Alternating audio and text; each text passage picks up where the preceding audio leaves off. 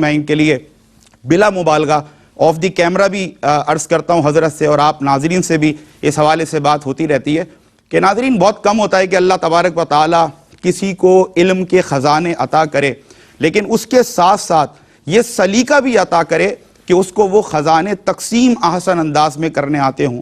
اور اس حوالے سے مفتی صاحب کی میں کیا پوری دنیا پذیرائی کرتی نظر آتی ہے. لاکھوں کروڑوں سننے والے ناظرین آپ کو پسند کرتے ہیں اور آپ کی گفتگو سے استفادہ کرتے ہیں. مفتی محمد احسن نوید نیازی صاحب ہمارے ساتھ موجود ہیں. قبلہ السلام علیکم ورحمۃ اللہ وبرکاتہ. وعلیکم السلام ورحمۃ اللہ وبرکاتہ. جزاک اللہ مفتی صاحب، بہت شکریہ.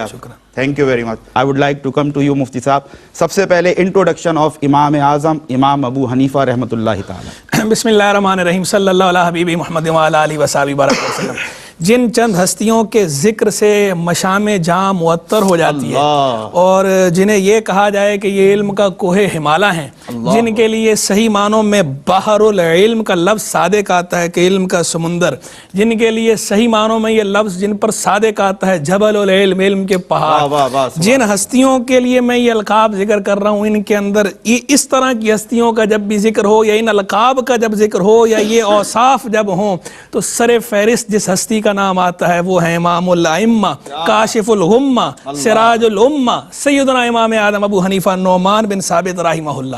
امام اعظم ابو حنیفہ نعمان بن ثابت رحمہ اللہ کے کیا کہنے ہیں.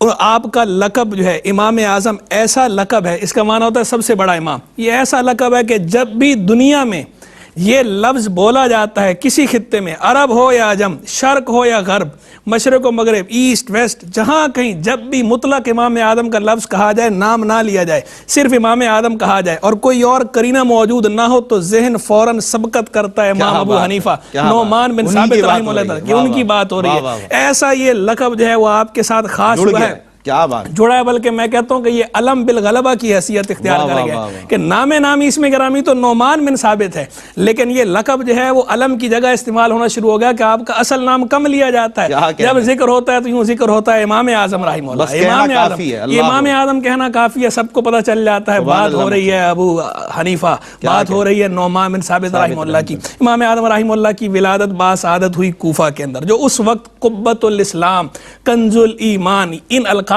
سے پکارا جاتا تھا. اسلام کا قبہ، جس کو ایمان کا خزانہ کہا جاتا تھا، وہاں آپ کی ولادت ہوئی سنہ 80 ہجریہ کے. اختلاف ہے، اقوال ہیں مختلف کہ آپ کا سنہ ولادت کون سا ہے، اس میں اختلاف ہے، لیکن جو زیادہ مشہور قول ہے وہ 80 سنہ ہجریہ کا ہے کہ 80 سنہ ہجریہ میں آپ کی ولادت باسعادت ہوئی. اور آپ کا جو وصال ہے، وصال کے بارے میں بھی زیادہ مشہور قول، راجح قول یہ ہے کہ سنہ 150 ہجریہ میں بغداد معلیٰ میں آپ کا وصال ہوا ہے.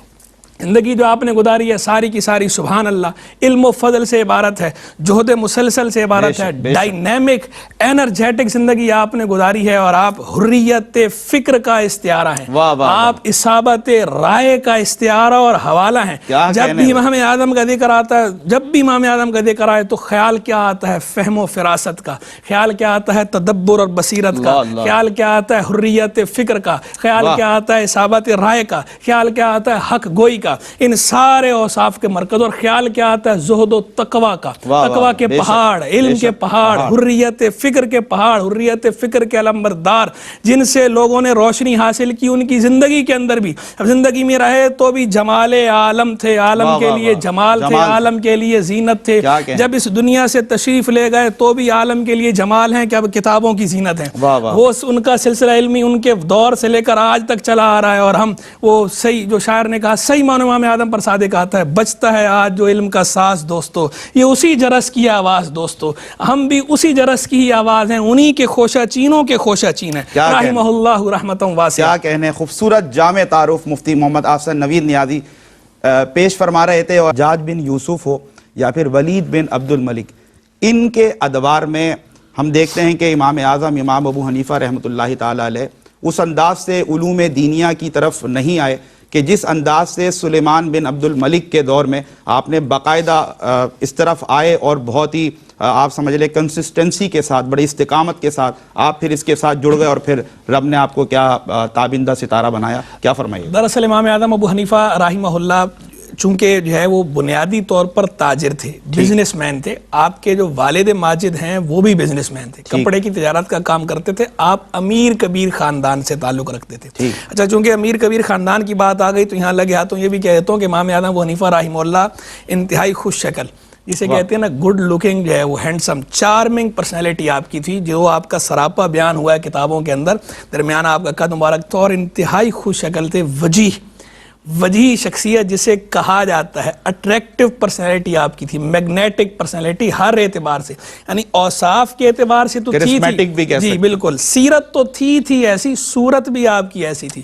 جو آپ کا ظاہری جسچر تھا وہ بھی ایسا ہی تھا کہ اسے دیکھ کر بھی واقعی بندے کو دیکھ کے لگتا تھا کہ امام کیا بات ہے، یعنی جس طرح ان کی سیرت بتاتی ہے نا، ان کا امام ہونا، ان کا امام اعظم ہونا، ایسی جو ان کا قیافہ تھا، جو ان کا ظاہری حلیہ مبارکہ تھا، اس سے بھی پتہ چلتا تھا کہ یہ کوئی شخصیت ہے، یہ کوئی اللہ والا ہے اور یہ واقعی کوئی با کمال ہستی ہے. تو امام اعظم حنیفہ رحمہ اللہ چونکہ امیر کبیر گھرانے سے تعلق رکھتے تھے تو اس لیے بچپن میں آپ کا رجحان تجارت کی طرف تھا، آبائی پیشے کی طرف زیادہ رجحان تھا. تو آپ کا زیادہ رجحان اس وقت علم کی طرف نہیں تھا. یہ آپ کا جو رجحان ہوا ہے تقریباً 20 برس کی عمر میں آپ کا اعلیٰ تعلیم کی طرف رجحان ہے. ظاہری بات ہے جو بنیادی تعلیم ہوتی ہے وہ تو آج کے دور میں بھی ہے، تو وہ تو ویسے ہی جو ہے وہ دور علم کا دور ہے، صدر اسلام کا دور ہے، وہ آغاز اس وقت تو ویسے ہی جو ہے بنیادی تعلیم ہوتی تھی. لیکن آپ جسے باقاعدہ اعلیٰ تعلیم کہتے ہیں، یا یوں کہہ لیں کہ علم کے لیے اپنے آپ کو وقف کرنا، ڈیڈیکیٹڈ یا ڈیووٹڈ، یہ جو انداز ہے یہ آپ نے کافی بعد میں اختیار کیا. اور اس کے پیچھے وجہ بھی جو بیان کی جاتی ہے کہ وہ ایک بزرگ تھے، بڑے عالم تھے، بعض نے ان کا نام بھی ذکر کیا، امام شافعی رحمہ اللہ، کہ انہوں نے آپ کو اپنی فراست ایمانیہ سے بھانپا. آپ کو دیکھ کر انہوں نے آپ کو متوجہ کیا اور ان کے متوجہ کرنے پر آپ باقاعدہ اعلیٰ تعلیم کے حصول کے لیے آپ لگ گئے. آپ نے ان کے کہنے پر کیا تو ان کے لیے بھی صدقہ جاریہ. اور پھر جب آپ نے علم حاصل کیا ہے تو پھر ایسا علم حاصل کیا ہے، ایسا علم حاصل کیا ہے، ایسا علم حاصل کیا ہے کہ امام محمد بن ادریس شافعی رحمہ اللہ یہ وہ ہستی ہیں جو خود استاذ الاستاذین ہیں، استادوں کے استاد. یہ وہ ہستی ہیں کہ جنہیں سید الفقہاء کہا جاتا ہے، فقہاء کے سردار امام شافعی رحمہ اللہ.